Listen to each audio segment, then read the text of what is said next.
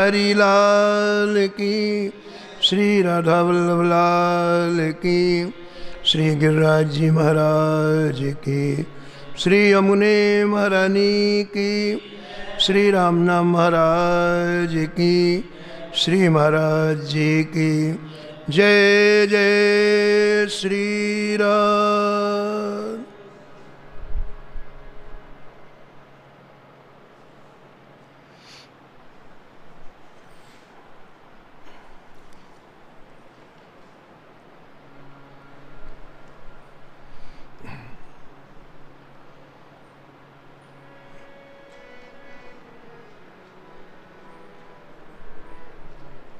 हरिवंश चरण बल चतुर्भुज, हरिवंश चरण बल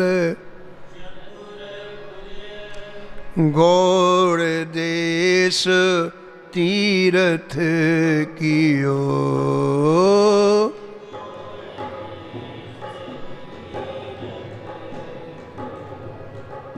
हरिवंश चरण बल चतुर्भुज, हरिवंश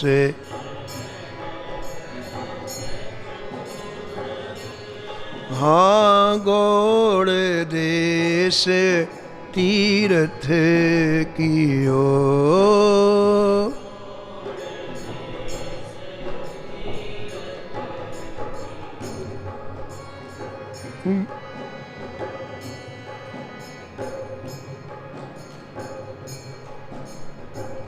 गायो भक्ति प्रताप सबहि दासत्व दृणायो,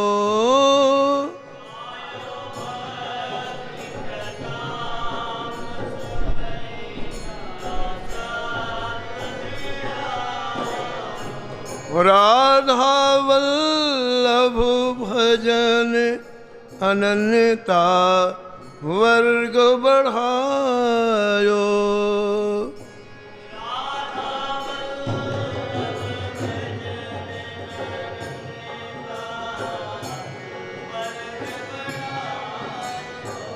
मुरलीधर की छाप कवित अति निर्दूषण,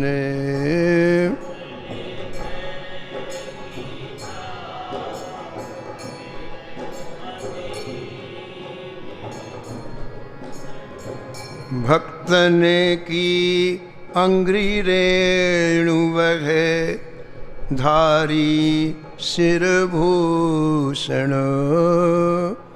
तन की अंग्री रेणु वह धारी,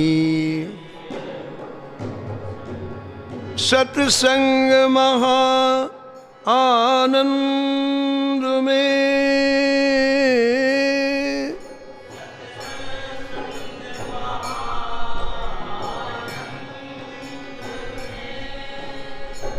प्रेम रहत भीजो हियो,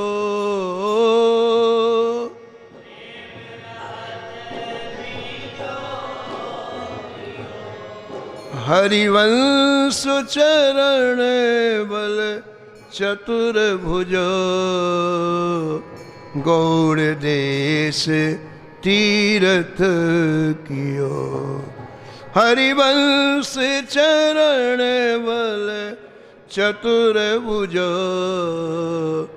गौड़ देश तीरथ कियो, जय जय गौड़ देश तीरथ कियो, हाँ गौड़ देश तीरथ कियो। प्रातः स्मरणी परम वंदनी भक्तमाल के रचयिता श्री नभा गोस्वामी जी इस छप्पे में परम भागवत श्री चतुर्भुज जी का स्मरण किया है और निष्कर्ष के रूप में आप कहते हैं कि आपने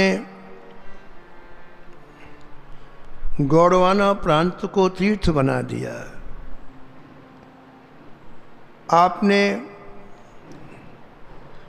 भक्ति के प्रताप का, भक्ति की महिमा का ऐसा गायन किया कि लाखों लाखों लोग श्री ठाकुर जी के अनन्य भक्त बन गए। आपका हृदय इतना निर्मल था, उसमें निरंतर कवित्व शक्ति स्फुरित होती और आपने अनेक कविताएं बनाई जो व्यक्ति के मन को सहज रूप में ठाकुर जी से जोड़ दे। पूरे जीवन आपने हरि भक्तों की सेवा की, संतों की सेवा की और संतों की चरण रज को अपने जीवन का आश्रय बनाया।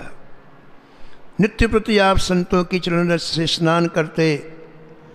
परिणाम ये हुआ, संत संसर्ग से, संत निष्ठा से आपका हृदय निरंतर प्रेम में सरोवर रहता।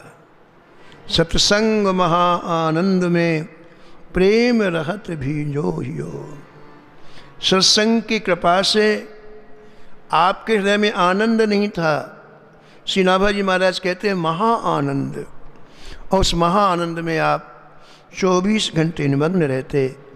ऐसा मूल छप्पे में श्री नाभाजी महाराज जी ने श्री चतुर्भुज जी का स्मरण किया है। हरिवंश चरण बल यहाँ कहने का तात्पर्य है कि आप श्री गोस्वामी हित हरिवंश महाप्रभु जी के चरणों में अनन्य निष्ठा रखते थे और उन्हीं के प्रताप से, उन्हीं की कृपा से, उन्हीं के अनुग्रह से महाराज आपको अद्भुत शक्ति प्राप्त हुई, जिससे आपने बहुत से जीवों का कल्याण किया।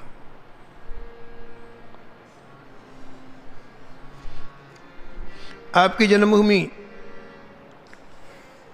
मध्य प्रदेश में जबलपुर है। जबलपुर के पास गढ़ा नामक क्षेत्र में आपका जन्म हुआ और बड़ी आश्चर्य की बात है कि बचपन से ही, छोटी आयु से ही आप और आपके एक मित्र जिनका नाम दामोदर दास जी था, जो बाद में सेवक जी के नाम से प्रसिद्ध हुए, राधा वल्लभ संप्रदाय के विशिष्ट आचार्य हुए,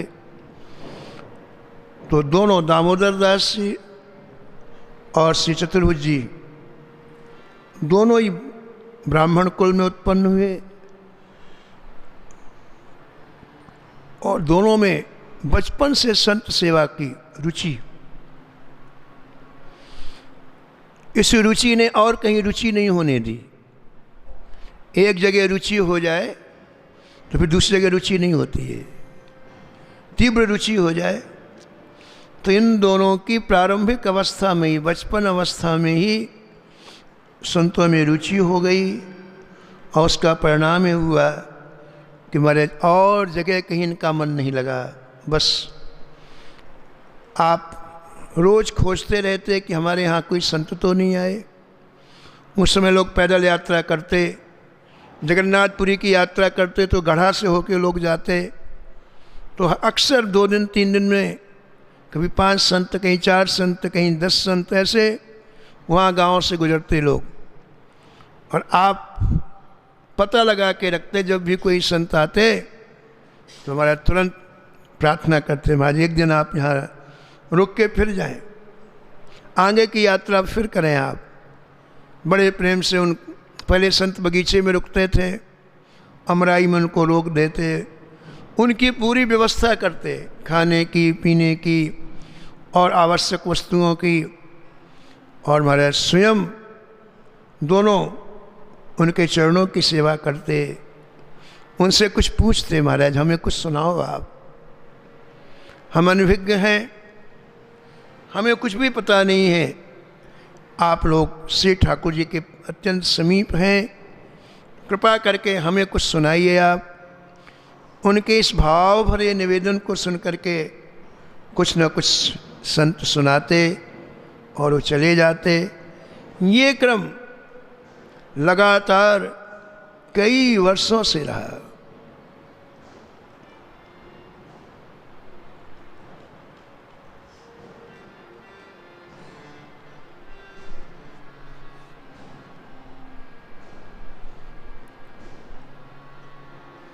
भगति तात अनुपम सुख मूला, भगति तात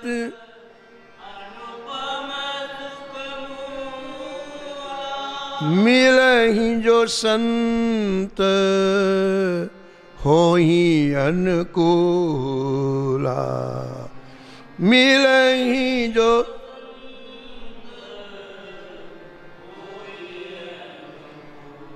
होहि अनुकूला, होहि अनुकूला, होहि अनुकूला।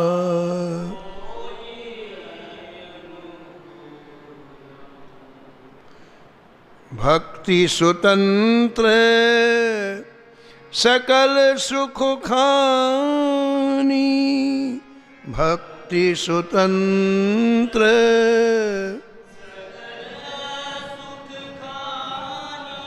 बिनु सत्संग न पावहि प्राणी, बिनु सत्संग न पावहि प्राणी, न पावहि प्राणी, न पावहि। निरंतर सत्संग करते करते मन में वैराग उदय हो गया। वैराग का तात्पर्य श्री ठाकुर जी के चरणों में राग हो गया। अब आपके मन में एक उत्कंठा जागृत हुई।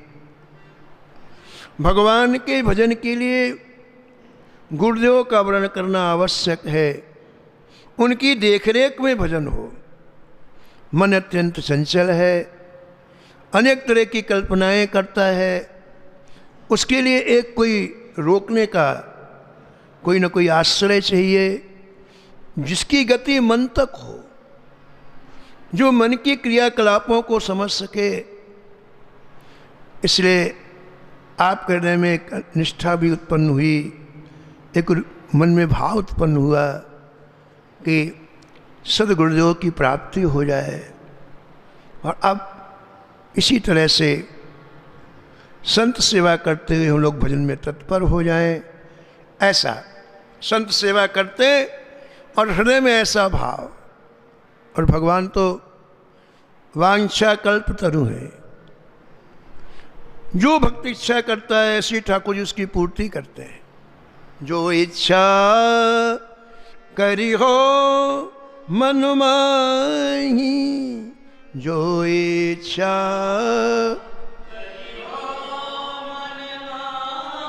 राम कृपा कछु दुर्लभ नहीं।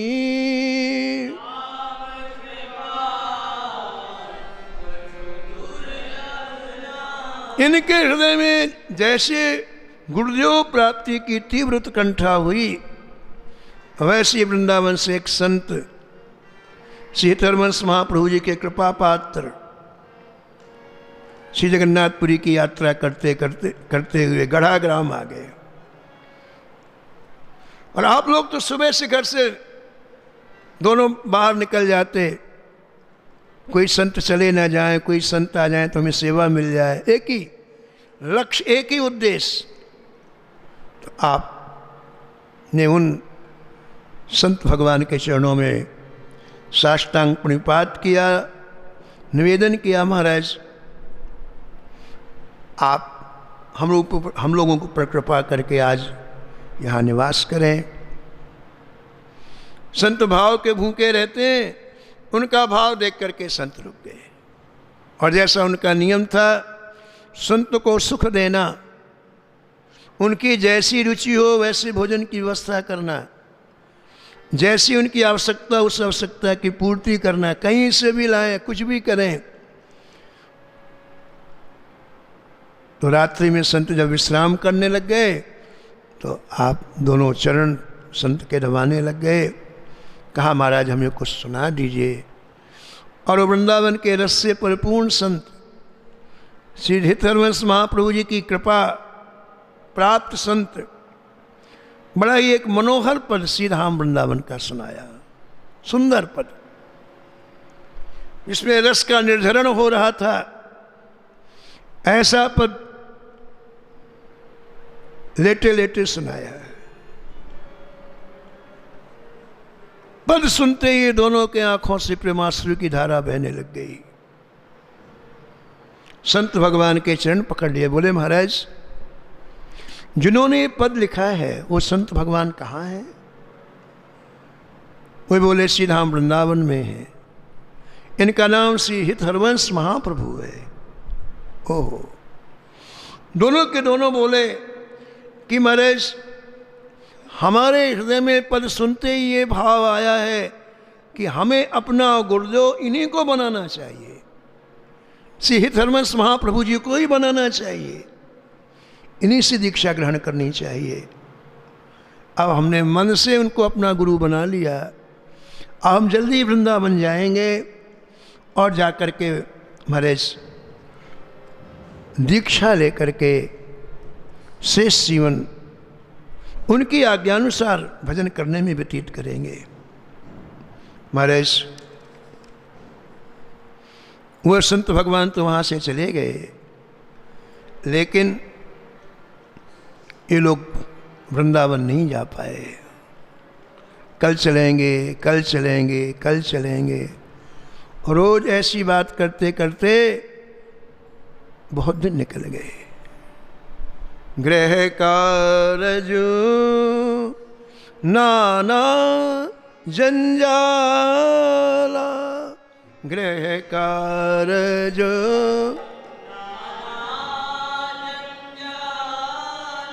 ते अति दुर्गम शैल विशाला,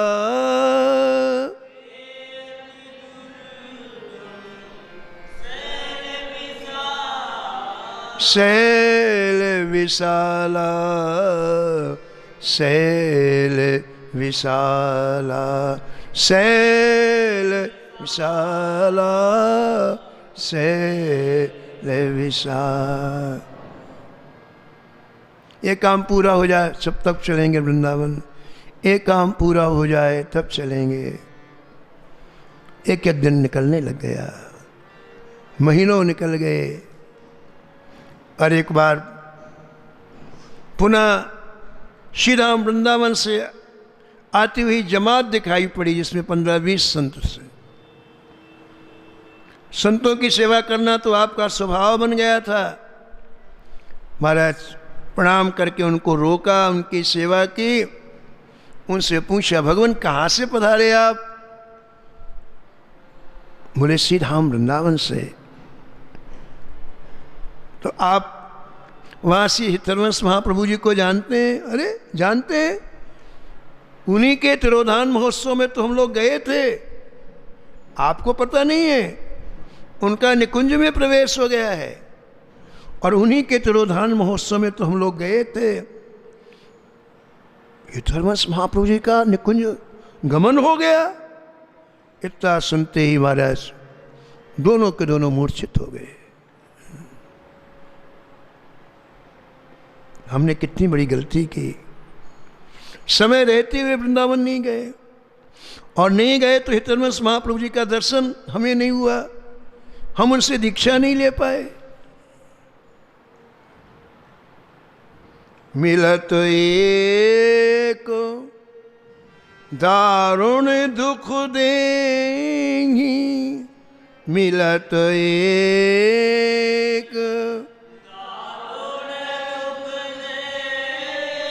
बिछुरत एक प्राण हर ले, बिछुरत एक प्राण। हा गुरुदेव, हा गुरुदेव, हा गुरुदेव कहते हुए दोनों पछाड़ मार के गिर पड़े, श्री चतुर्भुज जी और दामोदर जी।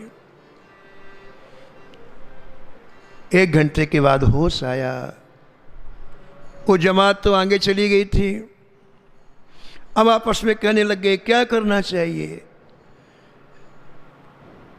कहाँ जाना चाहिए, किं करोमि, किं करोमि, हमें क्या करना चाहिए, क्या करना चाहिए।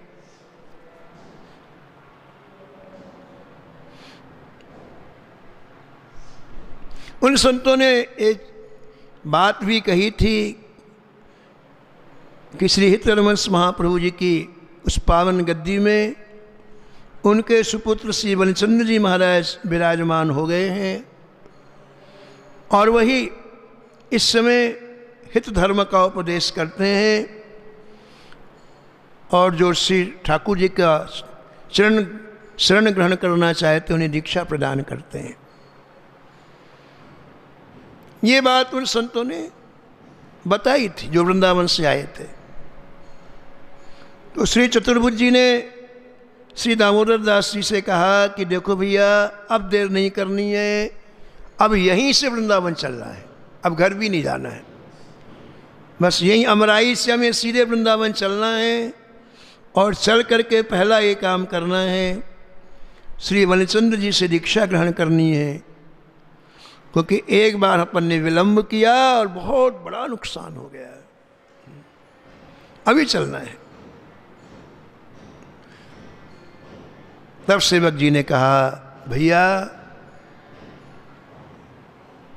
मन का समर्पण एक बार होता है, बार बार नहीं होता है। मन का समर्पण एक बार होता है। मैंने ये मन श्री हितरमस महाप्रभु जी को अर्पित कर दिया, अब ये मन दूसरी जगह नहीं अर्पित हो सकता है।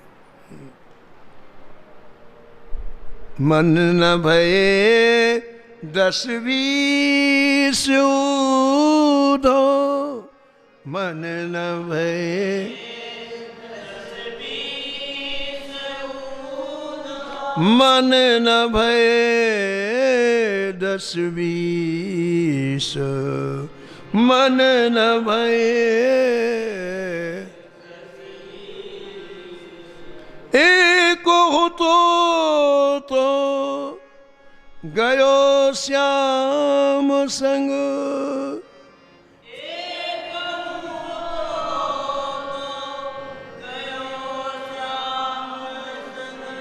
को आराधईस, को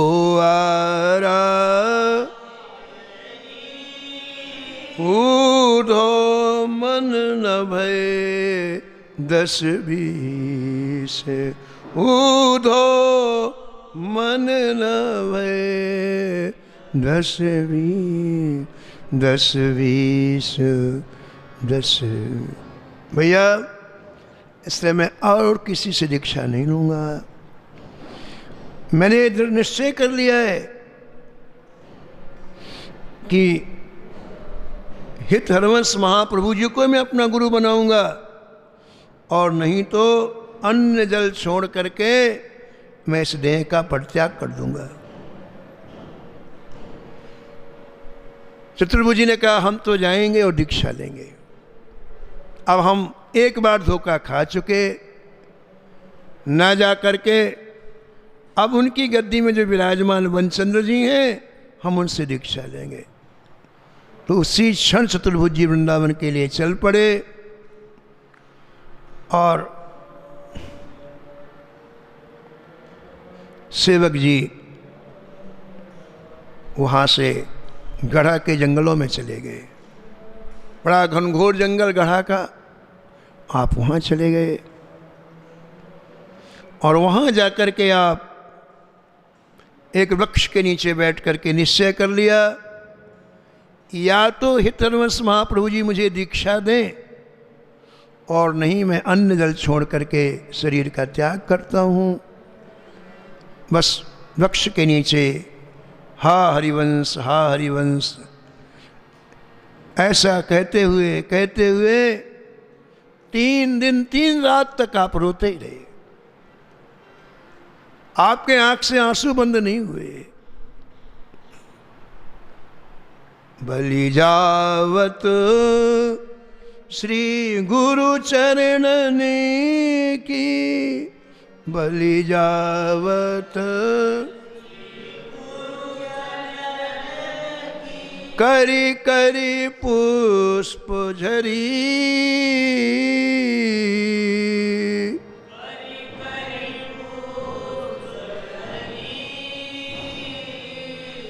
परमानंद पिवाय श्रवण पुटु, परमानंद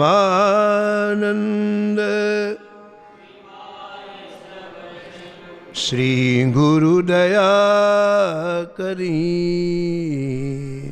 श्री गुरु दया करी।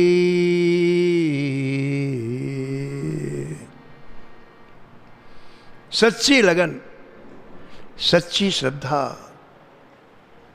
सद्या पल्लवित होती है और पुष्पित होती है। जेहि कर जेहि पर सत्य स्नेहु, जेहि कर जेहि पर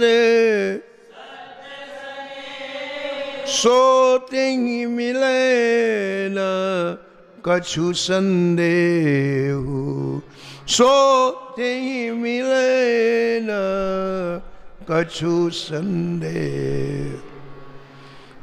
तीसरे दिन आश्चर्य की बात, गढ़ा के जंगल में श्री राम वृंदावन प्रकट हो गए, यमुना जी की धारा बह गई, मारे जो पक्षी वृंदावन के प्रकट हो गए। महा आश्चर्य की बात, श्री हितहरवंश महाप्रभु जी प्रकट हो गए, लताएं प्रकट हो गई, कुंज प्रकट हो गई, और श्री दामोदर दास जी के सिर पर श्री हितहरवंश महाप्रभु जी ने अपना वरद हस्त रखा, कर कमल रखा और उन्हें दीक्षा प्रदान किया। महाराज प्रिया प्रीतम का दिव्य दर्शन कराया। श्री राम वृंदावन, यमुना जी, निकुंज महल, सखी परिकर और प्रिया प्रीतम का दर्शन करके दामोदर दास जी यानी सेवक जी कृतार्थ हो गए, रोम रोम खिल गया। निकुंज से आकर के दीक्षा दी। देखो ये कैसे, जहाँ सच्चा स्नेह होता है वहाँ की बात देखो आप। इधर क्या हुआ, इनके मित्र चतुर्भुज जी वृंदावन पहुँचे।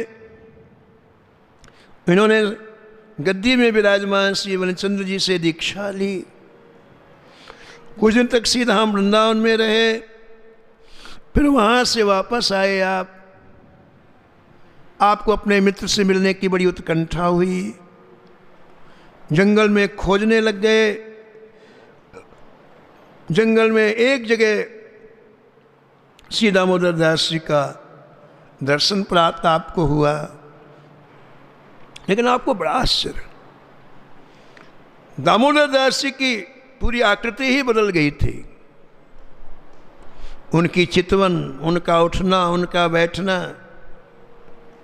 उनकी वाणी, सब कुछ बदल गई थी। एक रस से परिपूर्ण जैसे जीवन होता है, ऐसा जीवन।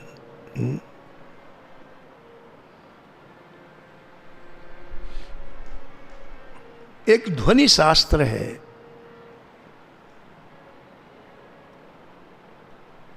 उसमें लिखा है कि ध्वनि से पता चल जाता है कि आपके हृदय में क्या भाव है। आपकी ध्वनि ये पहचान करा देती है कि आपके हृदय में क्या भाव है। काम का भाव है, क्रोध का भाव है, लोभ का भाव है, ईर्ष्या का भाव है, मात्सर्य का भाव है, प्रेम का भाव है। ध्वनि बता देती है। ये संपूर्ण वायुमंडल में ध्वनि संग्रहित हो जाती है। हम प्रतिदिन जो शब्द बोलते हैं इस वायुमंडल में, वो बिल्कुल व्याप्त हो जाता है। और वैज्ञानिक लोग पीछे इसके खोज में लगे हुए हैं कि जो गीता भगवान श्री कृष्ण अर्जुन को सुनाई थी वो आकाश में व्याप्त है। उस गीता की आवाज़ पकड़नी है, लगे इस खोज में। इसका तात्पर्य हमारा प्रत्येक शब्द वायुमंडल में विराजमान हो जाता है, वो नष्ट नहीं होता। कभी भी आप उसको, आपके पास ऐसी क्षमता हो, ऐसे यंत्र हो, तो आप श्रवण कर सकते हैं। पूज्य भाई जी एक बहुत अच्छी बात कहते थे, तीर्थ क्या है। आपने मूल छप्पे में सुना ना, किसी चतुर्दास जी ने गौड़ देश को तीर्थ बना दिया। श्री हित हरवंश महाप्रभु जी की चरण की कृपा से इन्होंने गौड़ देश को तीर्थ बना दिया। ये छप्पे है, हरिवंश चरण बल चतुर्भुज, हरिवंश चरण बल गौड़ देश तीर्थ कियो, गौड़ देश। तीर्थ क्या है? ऐसी ध्वनि का एक संग्रह है, जहाँ नाम भरा है ठाकुर जी का, जहाँ रूप भरा है, जहाँ लीला भरी है, जहाँ ऐसी वस्तुओं के संग्रह का नाम तीर्थ है, धाम है। यहाँ का जो वायुमंडल है, यहाँ का जो आकाश है, इसमें संतों ने भजन कर करके भजन के इतने अणु परमाणु इतने भर दिए हैं, कितने कंसंट्रेट हो गए हैं कि सहज रूप में व्यक्ति का यहाँ आते ही मन बुद्धि चित्त समाहित हो जाता है। सहज रूप में मन बुद्धि चित्त विश्राम को प्राप्त करता है। एक विशिष्ट वायुमंडल का नाम ही धाम है, तीर्थ है, जहाँ संतों के द्वारा एक ऐसा वायुमंडल तैयार किया जिस आकाश में केवल वही शब्द विराजमान है जो ठाकुर जी की तरफ ले जाते हैं। और एक बात बहुत जोरदार भाई जी कहते हैं, श्री हनुमान प्रसाद पोदार जी, हम कोई भी गलत शब्द जब मुख से निकालते हैं तो उतने अंश में हम उस वातावरण को विकृत कर देते हैं। हमने गाली दी किसी को, अब वो गाली का शब्द निकला और वायुमंडल के उतने अंश को उसने विकृत बना दिया। हमने किसी को साप दे दिया, उस सांप ने वायुमंडल के उतने अंश को विकृत बना दिया। हमने झूठ बोला, और झूठ शब्द ने उतने वायुमंडल को विकृत बना दिया। हमारे द्वारा जो भी ऐसी प्रक्रियाएं होती हैं जो शास्त्र विरोधी हैं, संत विरोधी हैं, वो वायुमंडल को दूषित करती, विकृत बनाती। इसलिए संतों ने कहा, आप अपने मुख से कभी भी किसी को गलत शब्द उच्चारित मत करो, क्योंकि वो वायुमंडल विकृत हो जाएगा। उसको क्या होगा ये तो बात की बात है, लेकिन आपने जो वायुमंडल विकृत किया उसका असर आपको ऊपर पड़ेगा। आपका अंतःकरण मलिन हो जाएगा, आपका अंतःकरण विकृत हो जाएगा, क्योंकि आपने ऐसे अणुपरमाणु छोड़े जो कई वर्षों तक उस जगह आने वाले व्यक्ति के अंदर विकार पैदा करेंगे। बड़ी विचित्र बात है, देखो, बड़ा विचित्र साइंस है। महाभारत में लिखा है कि पांचों भाई कुंती जी के साथ वन में जा रहे थे।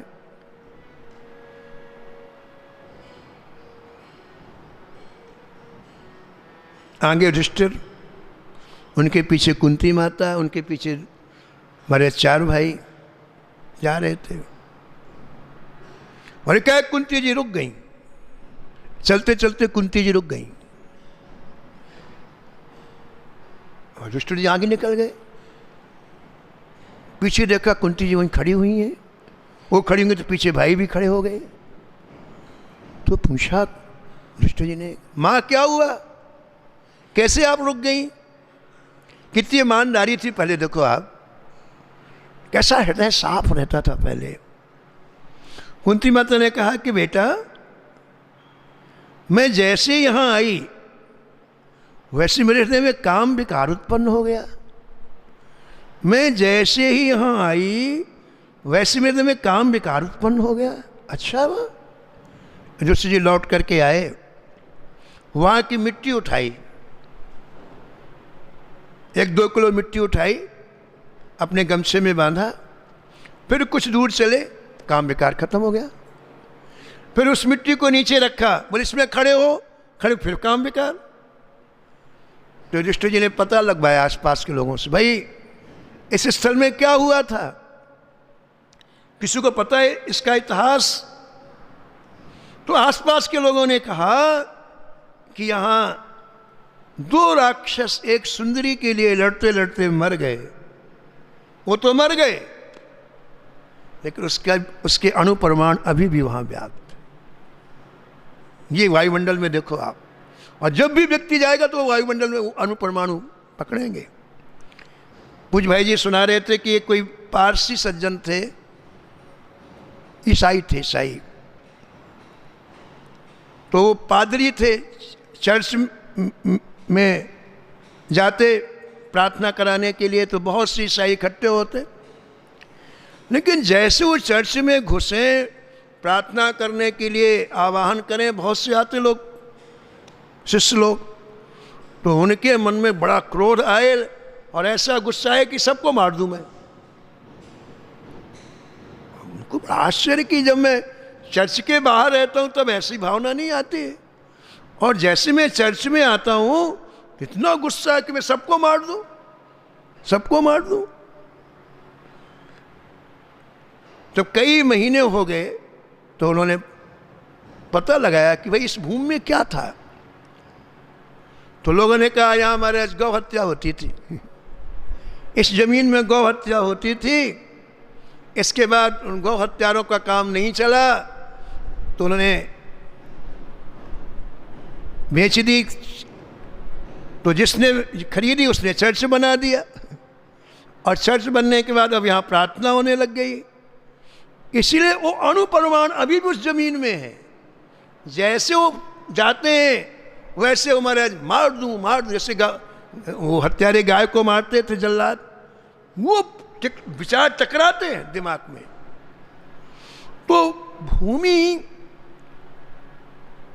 में जैसा चिंतन होता है भूमि वैसी बन जाती है। तीर्थ की भूमि, धाम की भूमि, यहाँ निरंतर हमारे भजन की चर्चा होती है, सत्संग की चर्चा होती है, साधु पुरुषों की चर्चा होती है, इसलिए इसको धाम बोलते हैं, इसको तीर्थ बोलते हैं। तो हम अपने मुख से कभी भी जो शास्त्रविरुद्ध बात करते हैं उससे उस वातावरण में उतने अंश में विकृति आ जाती है, और वो विकृति बनी रहती है, और उसमें जो भी वहाँ से गुजरता है उसके अंदर विकार आ जाते हैं। इसलिए यहाँ आश्चर्य देखो आप कि श्री दामोदर दास जी को देख करके चतुर्भुज ने समझ लिया इन्हें बहुत कुछ प्राप्त हो गया है। इनकी आकृति बताती, दौड़ करके दोनों मित्र मिले, भैया क्या तुम्हें हितरवंश महाप्रभु जी का दर्शन हो गया? बोले हाँ हो गया। अरे मित्र मैं क्या बताऊं, मेरे ऊपर बड़ी कृपा हुई, बड़ी कृपा हुई, मुझे तो प्रिया प्रीतम का दर्शन करा दिया। मैं क्या बताऊं, यही मुझे वृंदावन का दर्शन हो गया, जंगल में ही, यही यमुना जी का दर्शन हो गया, और अकेले नहीं सखी सहेलियों के साथ दर्शन हो गया।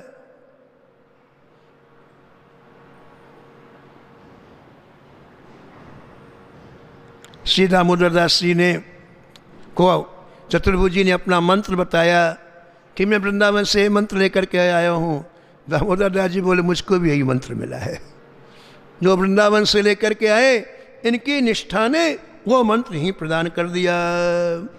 ऐसे संत सेवी श्री चतुर्भुज दास जी, जिन्होंने बचपन से संतों की सेवा की, महाराज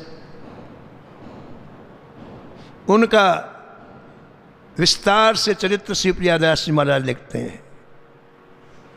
गौरवान देश भक्ति लेस हूँ न दिख कहूँ, मानुष को मारे इष्ट देव को चढ़ायो है।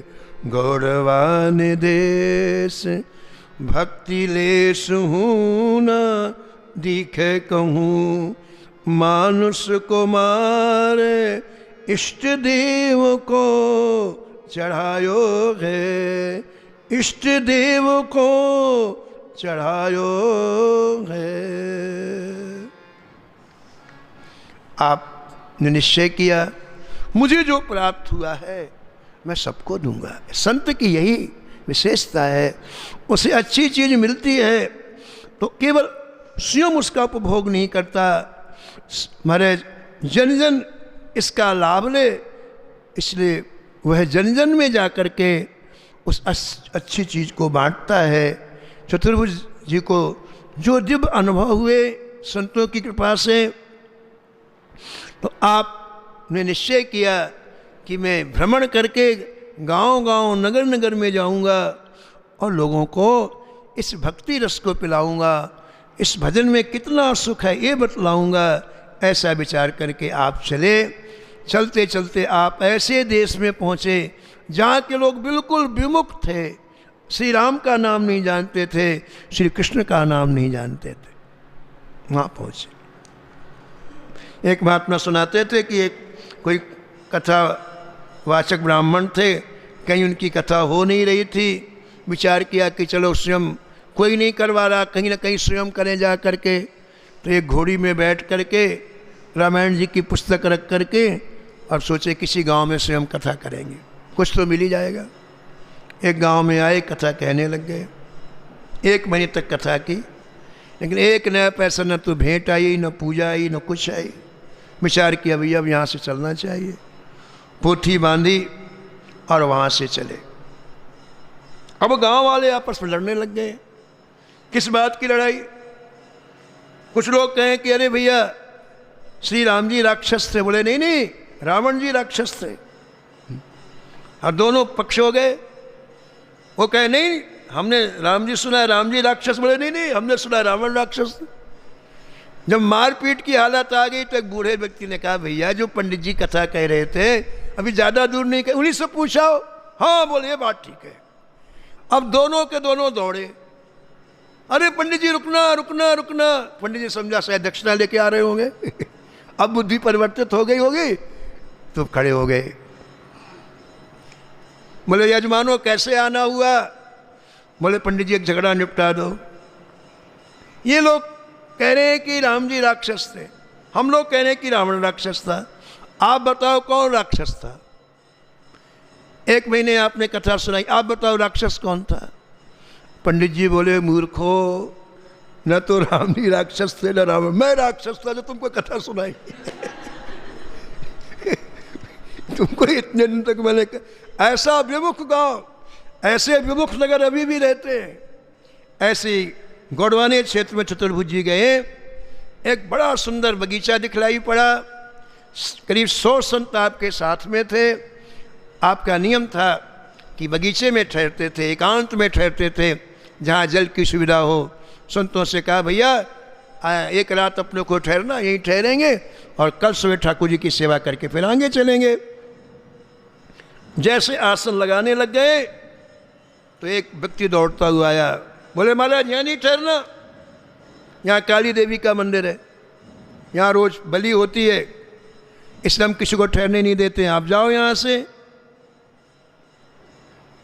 चतुर्भुज जी ने कहा भैया हम तो अब निश्चय कर लिया तो यहीं ही ठहरेंगे। संतों से लगा लो अपने आसन। और 100 के सामने क्या करे? महाराज अभी आसन लगा के आप बैठे ही थे कि इतने में बैंड बाजे बजने लग गए।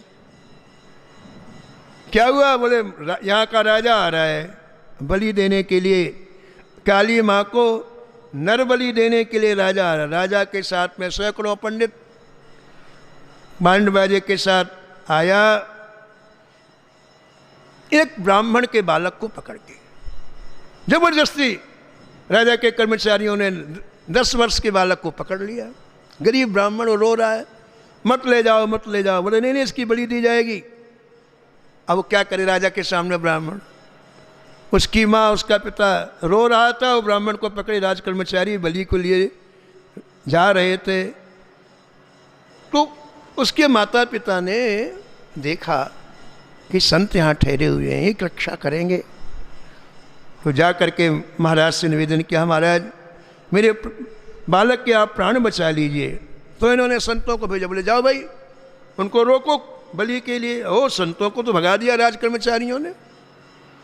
तब आप स्वयं गए, श्री चतुर्भुज दास जी स्वयं गए और राज कर्मचारियों से नहीं बोला, देवी जी से बोला। कहा काली माता जी आप देवी हैं कि राक्षसी हैं आप? एक अनजान एक भोले वाले बालक की आप बलि लेंगी? ये शोभा देता है? इस बालक को छोड़ दो, हमारी बलि ले लो आप। चतुर्भुज जी बोले इसको छोड़ो, हमारी हम गर्दन आएंगे, हमारी बलि लो आप। महाराज एक तो भजन का तेज, एक परहित की भावना, परोपकार की भावना। परहित लाग तजय जो देहि, परहित लाग तजय जो देहि, संतत संत प्रशंसहि तेहि, संतत संत।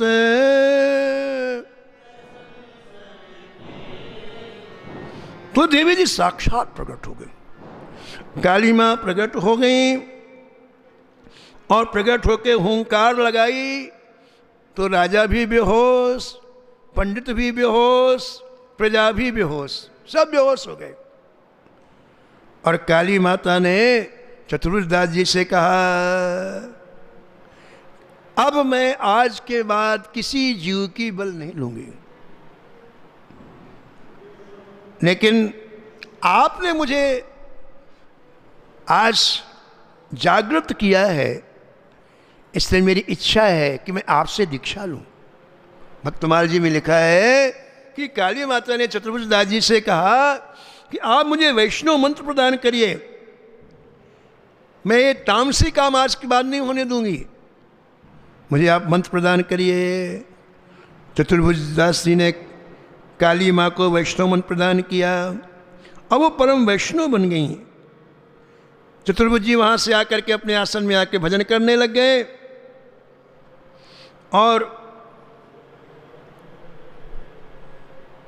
राज कर्मचारी और राजा उठ करके वहाँ से चले गए अपने महल में। और जैसे राजा रात में सोया, काली माता राजा की छाती में आके बैठ गई और कहा मैं तेरा अभी सर्वनाश कर दूंगी। माँ मैंने कौन सा अपराध किया, मेरे कौन सी त्रुटि हो गई? कहा ये त्रुटि है कि तू अभी तक वैष्णव नहीं बना, तू अभी जा चतुर्भुज जी से दीक्षा लेके वैष्णव बन जा। मैं वैष्णव बन गई हूँ, इसलिए अब कोई भी गलत चीज़ मेरे मंदिर में नहीं आनी चाहिए। और दूसरी बात, अब तू अपने राज्य से वैष्णव धर्म का प्रचार प्रसार कर, नहीं तो मैं अभी तेरा गला दबाऊं। महाराज दौड़ के आया, पूरी प्रजा को लेकर के चतुर्भुज दास जी सबको दीक्षा दिलाया और सबका जीवन बदल गया, प्रजा का जीवन बदल गया। सब लोग महाराज भगवान का भजन करने लग गए, मन की प्रवृत्तियाँ सात्विक हो गईं, कोई किसी से न लड़ाई करता है न झगड़ा करता है और सब परलोक बन गया सबका, सब ठाकुर जी की आराधना करने लग गए। ऐसा चतुर्भुज जी का ये प्रारंभिक चरित्र है, और भी चरित्र है, समय की सीमा पर शेष चरित्र आप कल श्रवण करें।